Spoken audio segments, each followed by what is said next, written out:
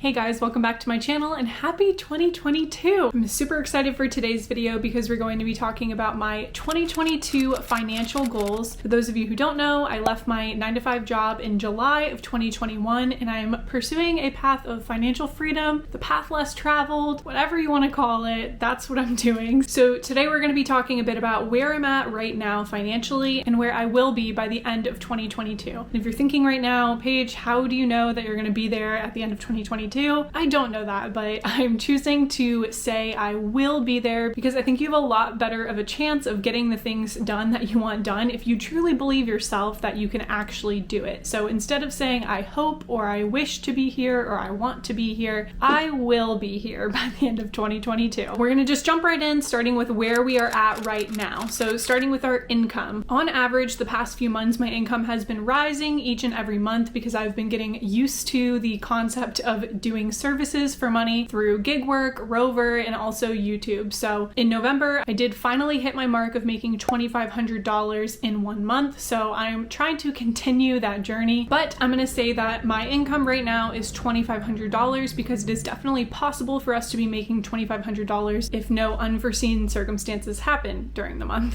So our expenses, on average, our expenses have been about $2,900 during the past 4 or 5 months. However, our monthly required expenses are only $2,500. So the extra $400 on average is not needed items, non-necessities, whatever you want to call it. Student loans. So student loans will start accruing interest again at the end of January, and we will be required to start making payments on those loans again. Me and my husband both have student loans. He has about $14,000 and I have about $12,000 for a total of $26,000 in student loans between both of us. Savings. So right now we have about $5,000 in cash savings in our checking accounts and savings accounts between me and my husband. Quick disclaimer, if it's not already obvious by the way I talk, me and my husband do treat our income as joint income. We don't split our expenses any specific ratio or way. We together have our expenses, we together have our income, and we together have our accounts. Now this $5,000 in savings should stay at $5,000 if we continue to make $2,500 per month like we should be to match our expenses for the month. As long as we're not dipping into our savings each month, that number will hopefully stay the same and continue rising. Investing. So currently with investing, we have about $6,000 total in stocks and crypto invested. We also might have a little bit more. We're not exactly sure. My husband did invest in crypto about 4 years ago, but he actually lost the phone that was his two-factor authentication. So he can't get into his account to even see what the crypto is at, and he has no idea what he actually even invested in. So we have no clue what that account looks like, but he thinks it's zero. I'm very hopeful. I think that we hit some jackpot and he invested in the right coins, but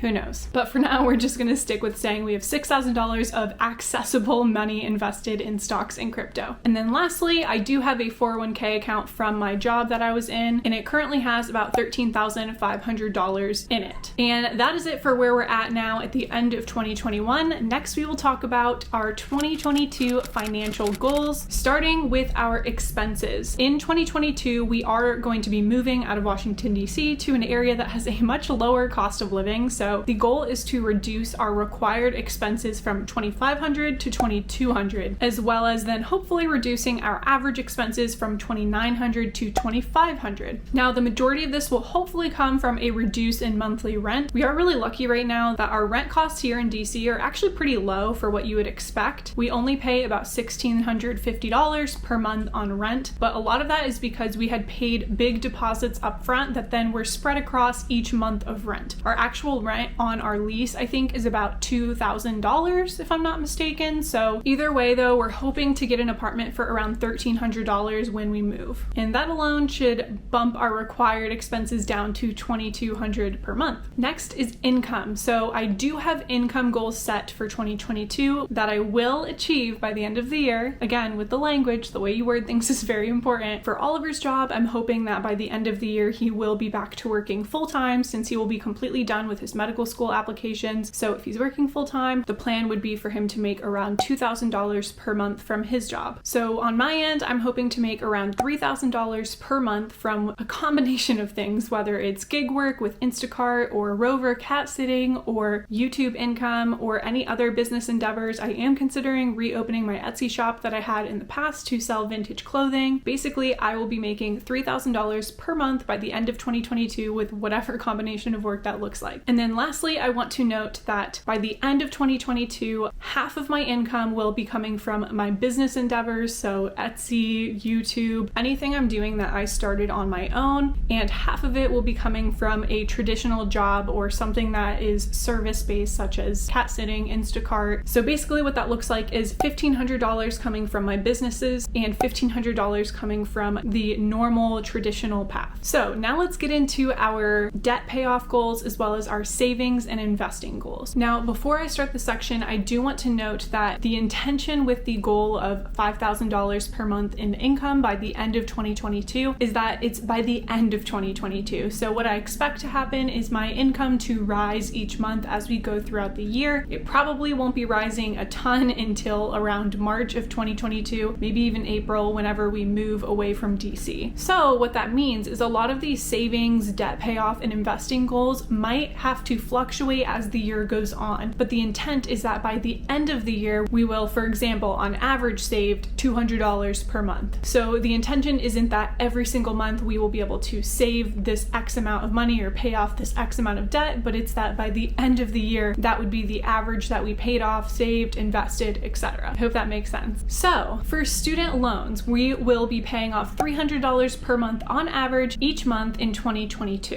What that will look like is probably a 50-50 split, 150 for my student loans, 150 for my husband's, but the goal is to look at our specific interest rates and pay off the one that has the higher interest rate first. I do actually have two separate student loans from two separate years. I'm not sure what my husband's looks like because we haven't sat down to figure this out yet, but we will be figuring that out before the end of January so we can start paying off the student loan with the highest interest rate first. We probably will both have to adjust our payment plans that we have on our student loan accounts because mine is based off of my 9-to-5 job salary, and yeah, I'm obviously not making that much money anymore, so that will need to be adjusted, as well as my husband, who's now working more part-time, whereas I think when he initially started his student loan payments, he was working full-time at his job. So things have fluctuated a lot since we've had to pay student loans almost 2 years ago now, so we will need to adjust those. So for our cash savings, we currently, like I said, have around $5,000 saved in cash, which ends up being about 2 months of our required expenses. But the goal would be to get that up to 4 months of expenses for an emergency fund. So by the end of 2022, we will have saved $10,000 total in cash savings for our emergency fund. So what that means is we have to save $5,000 more by the end of 2022. The first half of the $10,000, which we currently have in cash, will continue to just sit in our accounts as a buffer in both of our checking accounts for our monthly expenses. We might adjust that in the future, but for now, that is our plan, to keep it as cash in our checkings and savings accounts. The second $5,000 we will be investing in BlockFi. With BlockFi, you can get 9% in interest on money that you put in the BlockFi basic savings account. I recently started investing in crypto using BlockFi, so I don't have a lot of information on this. Definitely do your own research. This is not sponsored in any way. Everything I've learned about it from my research has been all positive, and I'm excited to continue using it. And I think it's really cool that you can get a high interest rate back on your money that you're saving in the accounts through BlockFi instead of the less than 1% that we get on savings accounts right now. We really don't want to have $10,000 in cash just sitting in our account that is actually losing value over time because of inflation. So for investing, I have a few investing goals for 2022. The first one being that we continue to invest $200 per month in stocks each month. I recently opened an M1 finance account. I used to use Betterment, but I am finally learning about how stock investing works and learning how to research stocks. I am a long-term investor. I am not trying to do any type of short-term trading, not my vibe, but we will continue to put $200 per month on average in 2022 into that stock portfolio through M1 Finance. Then for crypto, we will be investing $200 per month on average in 2022. into cryptocurrencies, again, using the app BlockFi. I will have referrals to these apps in the description below in case you want to check them out. I think if I refer you, you get a kickback and I get a kickback. So if you're interested, definitely use a referral link, whether it's mine or someone else's, because you will get extra money from that. I used someone else's referral link for M1 Finance and I got a free $500 to invest in my portfolio, which I thought was pretty cool. All I had to do was an initial deposit into my portfolio, and my initial deposit was only $100. I don't even remember what the minimum initial deposit is, but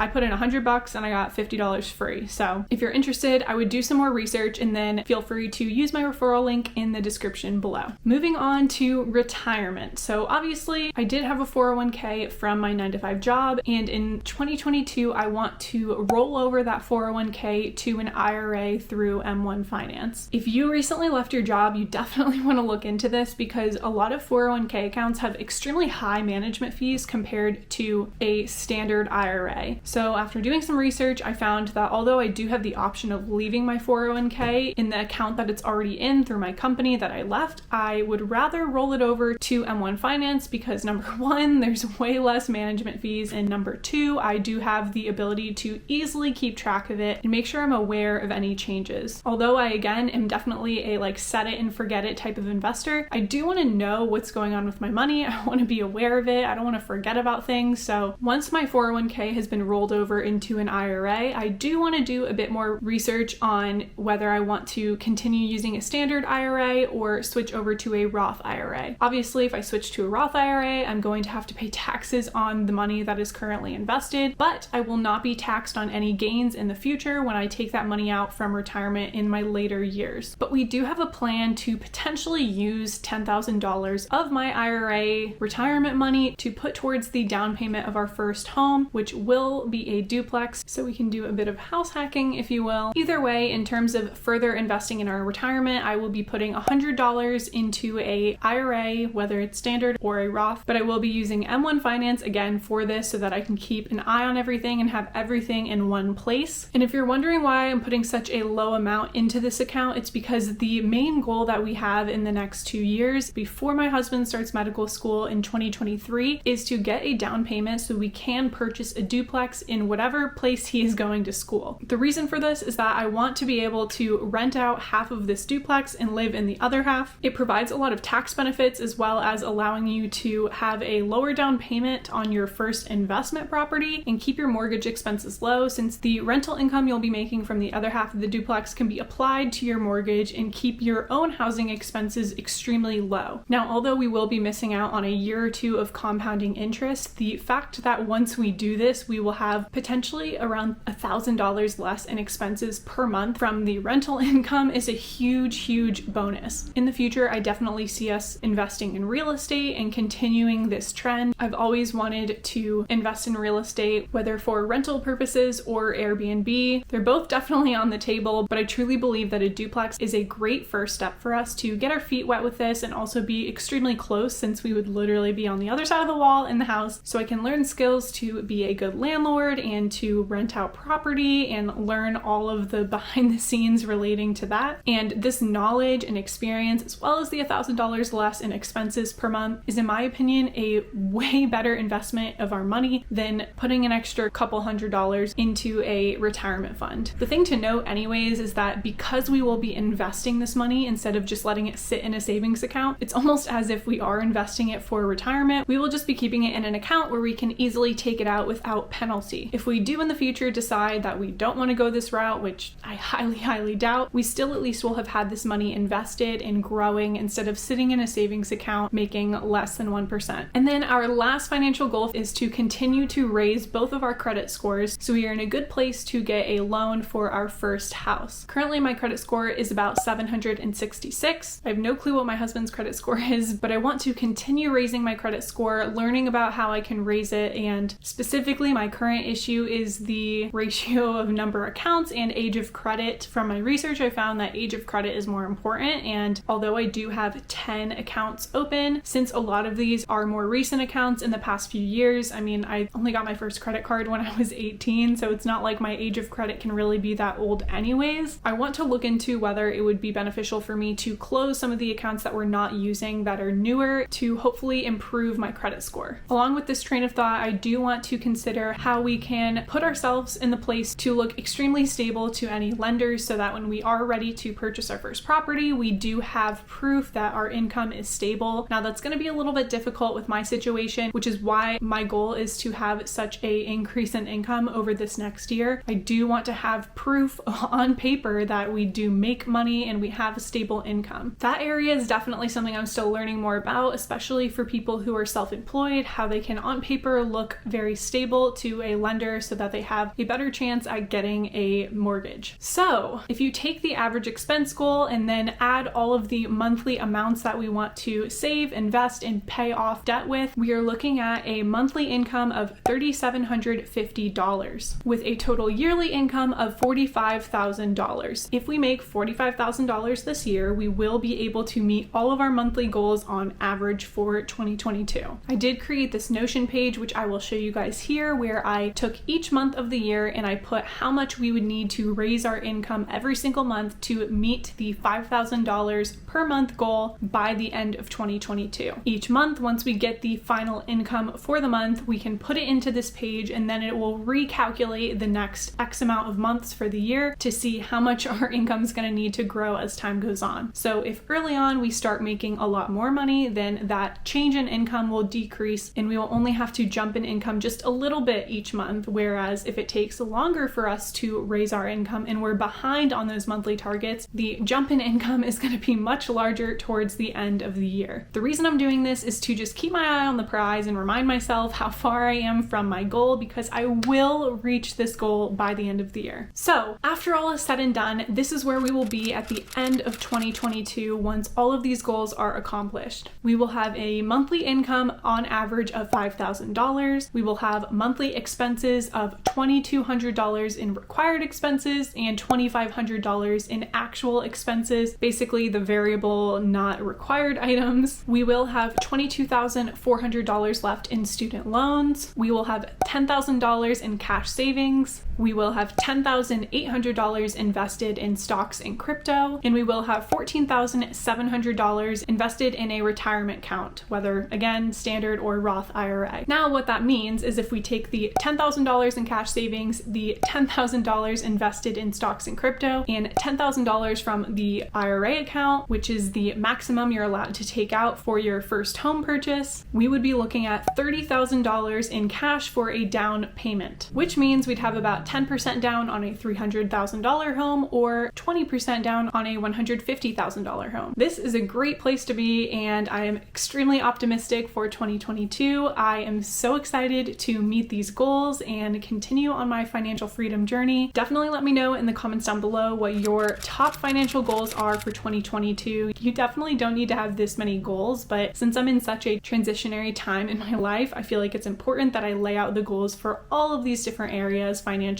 But that is all I have for you in today's video. I really hope you enjoyed. If you also have an income goal for the end of the year, then definitely check out the Notion template that I created. I will have a link for it in the description, as well as a pinned comment down in this video so that you can duplicate it and use it for 2022 as well. Thank you so much for watching, and I'll see you guys in the next one.